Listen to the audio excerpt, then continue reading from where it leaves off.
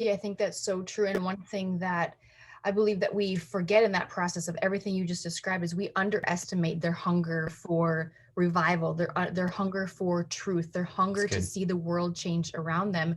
And if we can be a part of their story, like you said, increasing their vision, getting a bigger picture, being authentic ourselves, saying like, I'm not God, I'm not the Holy Spirit, but you can know them and they can help you, accomplish those goals and those dreams and those aspirations that you have as a young adult. And when you team up with Christ, life is more beautiful than you could ever imagine. And if we could just deploy those people properly and lead them to Christ and point them to Christ through anything. And one thing that I'm very passionate about is specifically the topic of purity, not just sexual purity, but living a life that is truly pure, that is truly authentic, that is truly dedicated to God, and how we take care of our spiritual beings, our physical beings, our emotional, from our thoughts to our actions and everything in between. And we know that you wrote the book. I would just love to hear more about that, because the book talks or takes just precedence. It looks at the myths, it looks at the misconceptions and the fairy tales that are believed about dating today and replaces them with truth. And from that truth, one who's maybe intended on getting married. We are also created to crave relationships, and this is, the embodiment of true love, with marriage rates as low as they possibly are, divorce rates as high as they've ever been, even more so in the midst of COVID.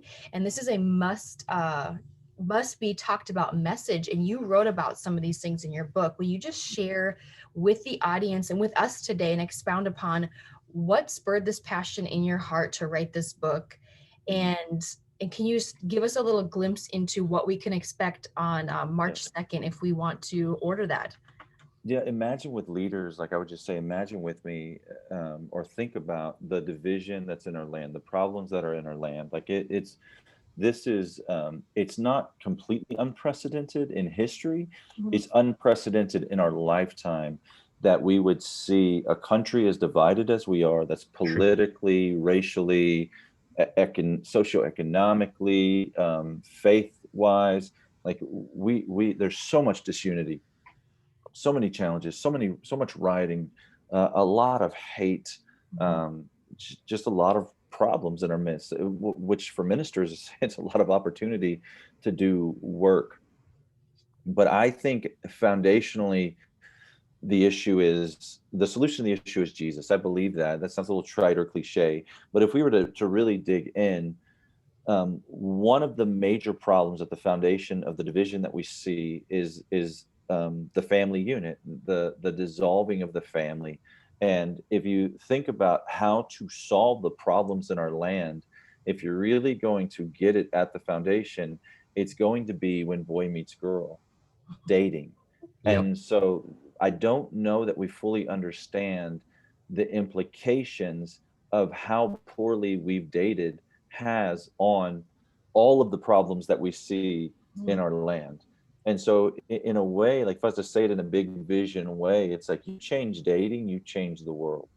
And I don't want to just change dating to change dating. I want to redeem it. I want to move back to what was God's desires for relationships being built. What does he want when he looks down and he sees us do this thing called dating? Dating's a new thing. It's about 120 years old. And so before 120 years ago, nobody went on a date. Dating entered the English language as a euphemism for prostitution. To go on a date meant to exchange sexual favors, for an experience. Which, if you look at the way the world dates today, we're not that far off. But Wow. even in the church, it's a mess. I mean, there's amazing, godly women at home who feel like they just have been forgotten and overlooked. That no guys are asking them out. You have the passivity and apathy of men that don't want to uh, be courageous or do something uncomfortable, like asking a girl out. You Initiate. have guys, yeah, initiate. You have guys who feel like girls always say no, that their standards too high, Wow. that they can't meet those standards, that they want them to be perfect. You have people sliding into DMs, ghosting, like just like there's no love, there's no like, hey, I'm really going to care for you. I want to leave you better than I found you. We all have this, I want to use you up and then move on to the next kind kind of mentality, even if we don't realize it. You have the church, which has elevated marriage above singleness, which is Right. unbiblical and Right. wrong and not true, not consistent with the teachings of Paul or Jesus or the Holy Spirit or the Bible. And you have, as you said, marriage. People are getting married later. They're Right. getting married less, and marriages are failing more. Marriages aren't lasting.